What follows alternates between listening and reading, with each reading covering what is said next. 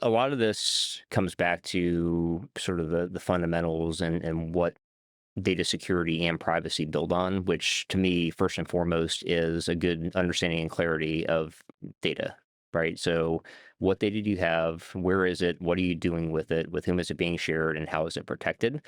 Are very simple questions to ask, are very difficult questions to answer in practice and at scale.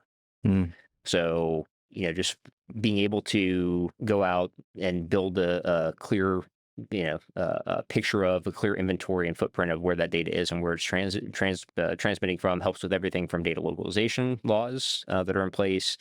It helps with things like, so one of the things we're dealing with here in the U.S. recently with a lot of companies is the DOJ rule on the bulk transfer of sensitive personal information from the U.S. to certain countries like China and Russia, North Korea, et cetera. So, where companies are struggling with that, they haven't maybe invested in that enough historically. That inventory and that understanding of data flows. So, going in and saying, do we have the right controls? They don't. You can't answer that question until you answer the question of what data is actually being transmitted back and forth, and knowing how big of a risk exposure you have. So, that first step of really just understanding what you have and where it's going, what you're doing with it is a really important and fundamental starting point.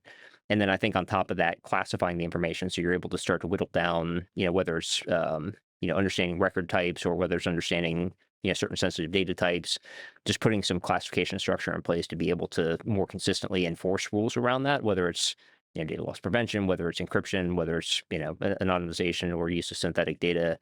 Again, all that kind of fundamentally follows the first and second sort of parts in that process.